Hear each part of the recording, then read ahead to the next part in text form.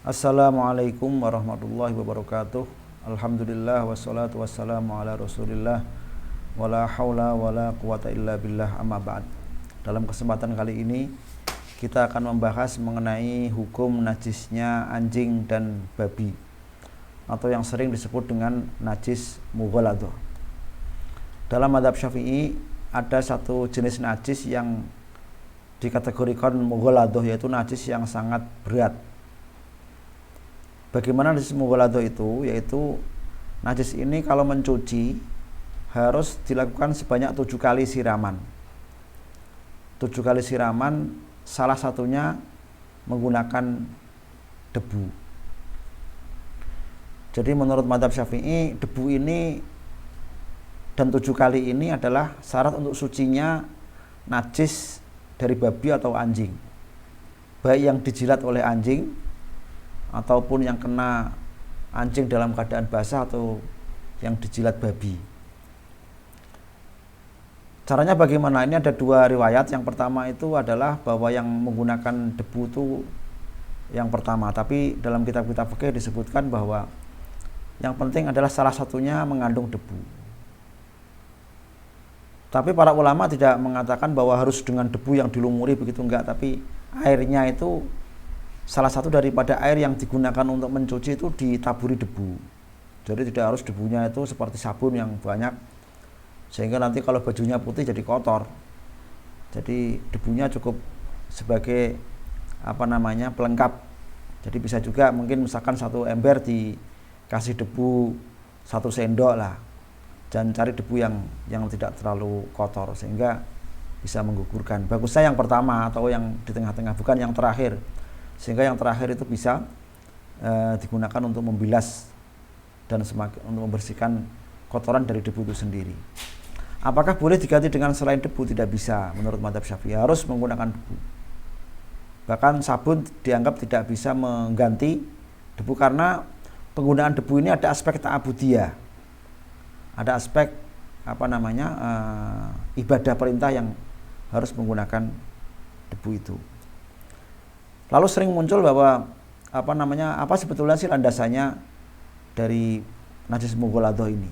Itu menurut mazhab Syafi'i adalah bahwa asal muasalnya munculnya konsep najis mughaladhah itu ada sebuah hadis di dalam yang sangat masyhur ya, diriwayatkan oleh Bukhari Muslim, bahwa Rasulullah SAW bersabda, "Idza syaribal kalbu fi ina'i hatikum falyughsilhu sab'an."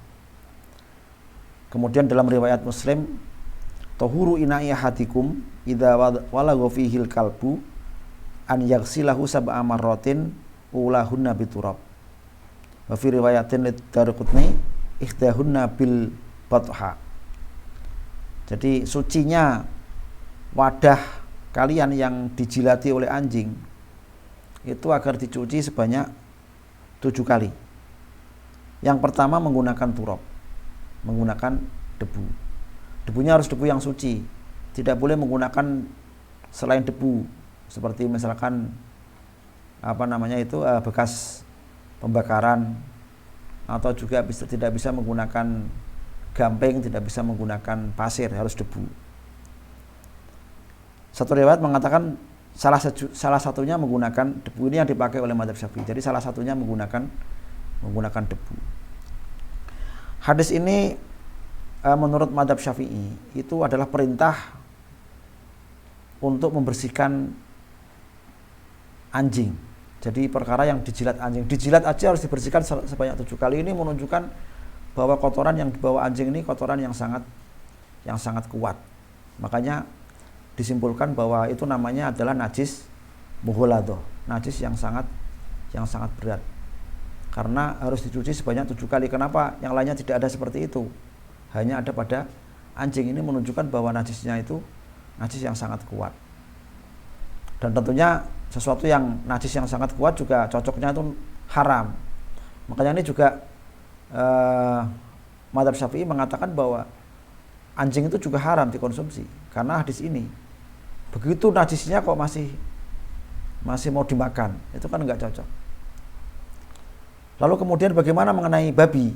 Babi tidak ada dalam riwayat ini yang menyebutkan babi, tetapi dalam Al-Qur'an ada satu ayat yang menuliskan hurimat alaikumul maitatu waddamu walahmul khinzir, diharamkan kepada kamu bangkai, darah dan daging babi. Ini sangat jelas Al-Qur'an menyebutkan bahwa babi itu dagingnya diharamkan. Jadi cocok sekali kalau hadis daging yang diharamkan ini juga nampaknya juga berat gitu. Kenapa sih Al-Qur'an sampai menyebutkan haramnya daging babi? Berarti itu ada satu kondisi sifat yang sangat berat, dan itu cocoknya adalah najis yang sangat berat. Kemudian juga para ulama mengatakan bahwa babi ini lebih menjijikan daripada anjing. Anjing aja diharamkan, apalagi babi. Jadi itulah yang menjadikan landasan bahwa najis mughaladhah itu adalah najis hanya untuk dua najis, yaitu najis yang dari anjing dan babi. Ini para ulama mengatakan khilaf juga mengenai badannya, tapi menurut mazhab Syafi'i termasuk badannya anjing babi itu najis. Jadi kalau tersenggol tidak hanya lidahnya, tidak hanya dijilati, tapi seluruh badannya, rambutnya juga itu wajib dibersihkan.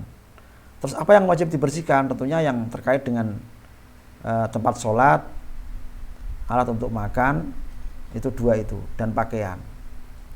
Jadi kalau yang terkena jilatan anjing itu misalkan contohnya lampu mobil atau ban mobil, itu kan tidak ada kaitannya dengan sholat, tidak ada kaitannya dengan makanan, dan tidak ada kaitannya dengan pakaian. Jadi ya tidak harus dicuci yang seperti itu. Tapi kalau yang dijilati itu piring Anda, atau mungkin pakaian Anda, baju Anda, atau tempat sholat Anda, itulah yang wajib dibersihkan dengan cara membersihkan 7 kali tadi. Tentunya juga boleh menggunakan sabun supaya agak bersih dan ada aroma yang harum. Demikian, mudah-mudahan bermanfaat. Wallahu a'lam bishawab. Wassalamualaikum warahmatullahi wabarakatuh.